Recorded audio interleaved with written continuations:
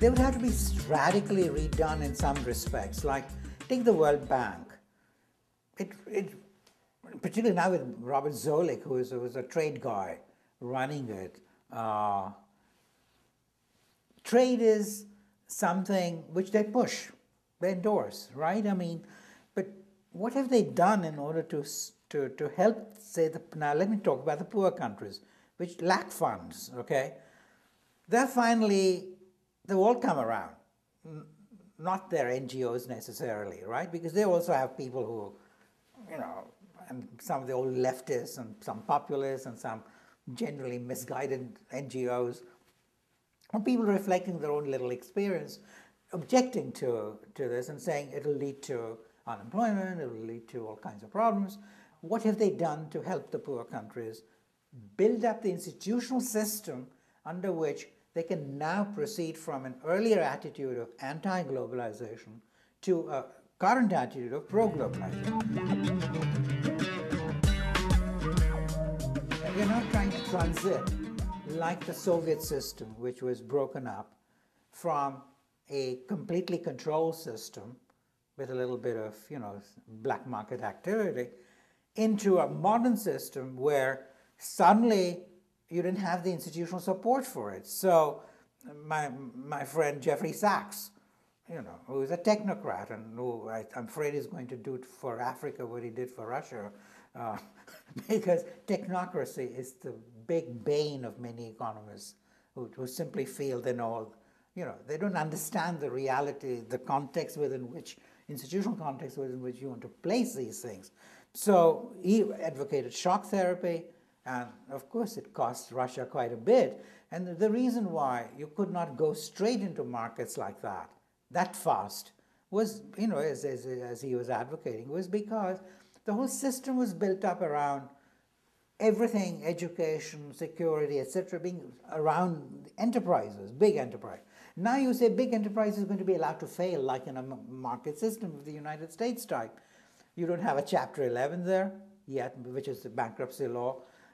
You don't have, supposing people get into unemployment, they don't have educational support, they don't have medical support, because they're all around the factories. So that was a case where it's the most dramatic example of how a system which had not, which went very much too rapidly from the traditional no-change system to a modern change all the time system, right? And so they didn't evolve. So in the same way, the developing countries were relatively sheltered. They were not getting into international trade in a big way. Now they want to, because they buy the idea, which people like myself and others propagate, that trade is good for them. They've seen it actually work for many countries, like the Far Eastern countries and so on.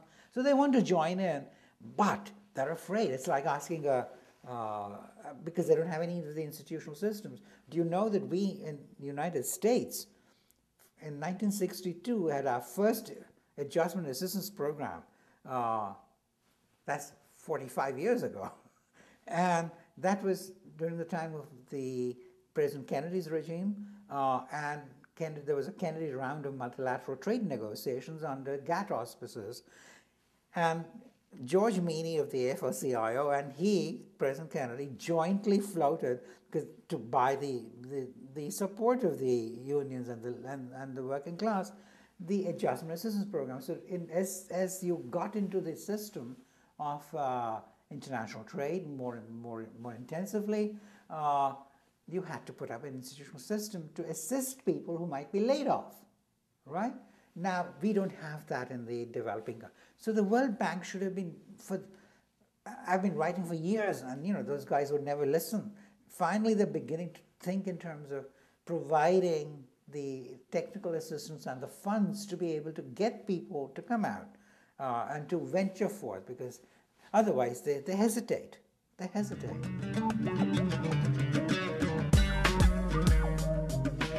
I think one of these remarkable things which has happened in the 20th century is really the growth of the NGOs or the civil society. And you see that particularly in democratic countries. Like in India, there are 3 million non-governmental organizations, many of them mom and pop. We have 45,000, I'm told, in Russia itself.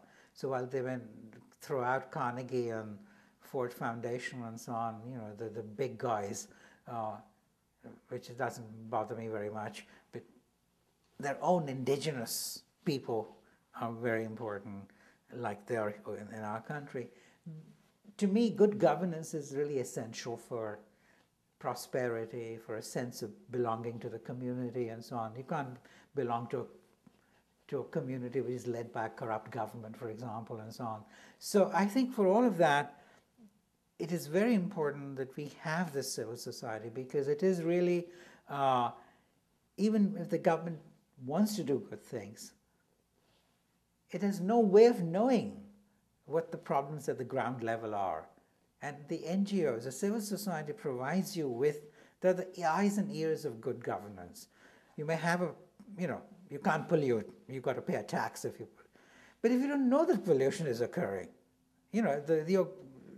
your law is sitting on the books in New Delhi, where the capital of the country, and it's happening somewhere off the 50 miles from Bangalore. How are you going to find it out? Unless there is a little NGO, or, and a democratic system where this is allowed to function, there are courts and so on. So I think the civil society is so important, and we often make this point in relation to on the right wing, on the right, which says don't leave things to the private sector, because they're close to the ground and they have a profit motive.